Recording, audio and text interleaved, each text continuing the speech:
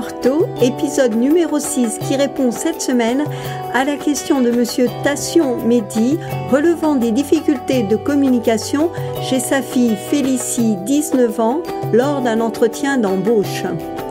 Bonjour, je suis l'Ortho, coach de vie familiale, orthophoniste d'expérience, analyste des pratiques professionnelles, maître de conférences et auteur d'ouvrages spécialisés. Votre enfant, mode d'emploi, la mission éducative que vous accomplissez au quotidien auprès de votre enfant vous amène sur un chemin merveilleux et rempli de doutes et d'incertitudes. Les enfants sont notre avenir et notre bien le plus précieux. Je crois profondément en eux et désire être au plus près de vous pour vous accompagner au cours de ce voyage. À votre écoute, je réponds à toutes les questions concernant les enfants de 0 à 20 ans. Ce podcast vous propose des outils pour dialoguer avec votre enfant, vous indique des pistes de travail avec des exercices simples et ludiques et vous conseille en psychologie, éducation et pédagogie. Croyez en votre enfant, croyez en vous. Ce podcast est fait pour vous. Je l'ai créé afin de faire partager avec le plus grand nombre les réponses données aux nombreuses questions que je reçois. J'ai voulu ajouter une présence indispensable à mes côtés, celle de Monsieur Terrieur Alain, afin de faire bénéficier l'éducation de l'enfant d'une présence masculine. La richesse de la collaboration masculin-féminin, la vision élargie d'un couple de thérapeutes vont permettre de vous répondre de manière affinée. La question que nous avons choisie cette semaine est celle de Monsieur Tassion Mehdi relevant des difficultés de communication chez sa fille Félicie, âgée de 19 ans, lors d'un entretien d'embauche, car il est très important pour nous d'aider un père à reconnaître l'autonomie professionnelle de sa fille. La question est ainsi formulée. Bonjour Laure et bonjour Alain. Ma fille Félicie, 19 ans, a une formation de 2 ans dans le tourisme après avoir obtenu son bac. Elle est allée à un rendez-vous d'embauche pour un poste de réceptionniste avec son CV mentionnant tous ses diplômes. Elle n'a pas réussi à s'exprimer correctement. Le recruteur lui a dit qu'elle n'était pas compréhensible et que pour travailler dans le tourisme, il était nécessaire de maîtriser la communication pour accueillir les clients. Comment puis-je l'aider à améliorer sa communication ? Bonjour Mehdi et bonjour Félicie aussi. Mehdi, je sens à travers vos paroles une volonté que Félicie obtienne un travail dans le secteur correspondant aux études poursuivies. Il est donc opportun que Félicie ait obtenu cet entretien et prouve que son profil convient au poste demandé. La question posée par Félicie elle-même aurait montré son implication et sa détermination à obtenir ce poste.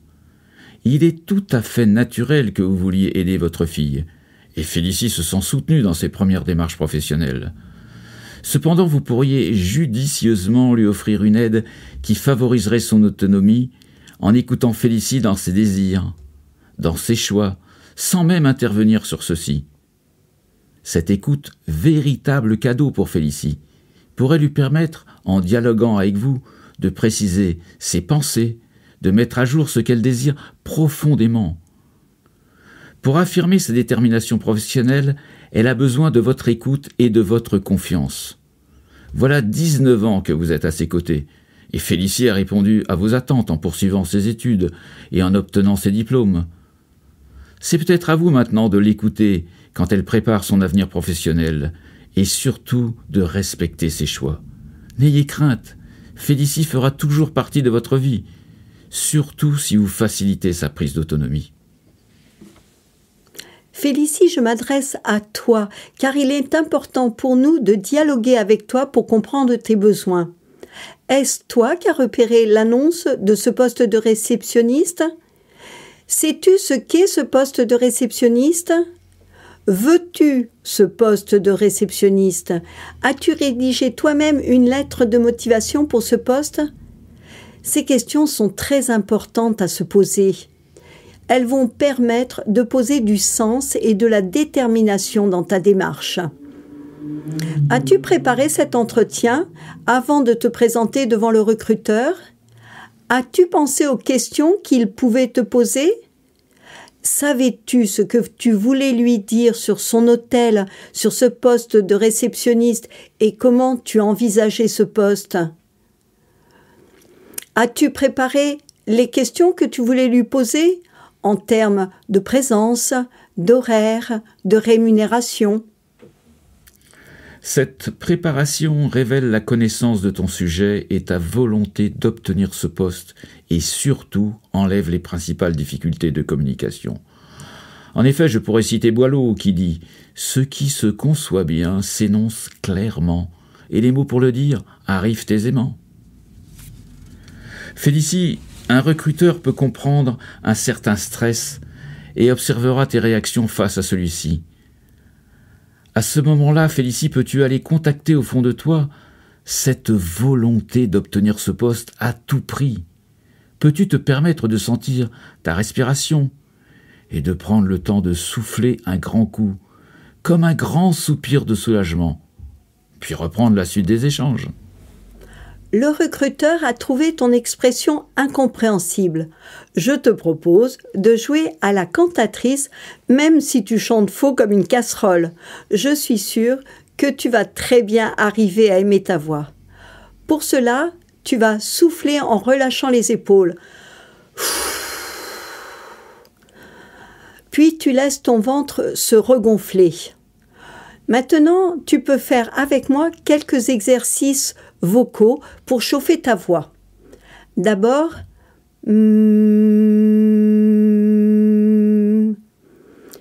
puis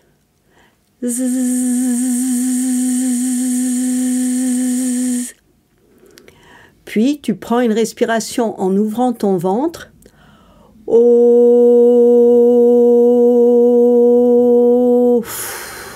Et tu souffles. Après ces premières vocalises, tu vas pouvoir chanter les phrases de ton entretien. Je te propose de prendre le début d'une chanson très connue afin de t'entraîner à chanter une phrase sur le souffle. Exemple, je te donne, je te donne. L'important, c'est d'utiliser ton souffle.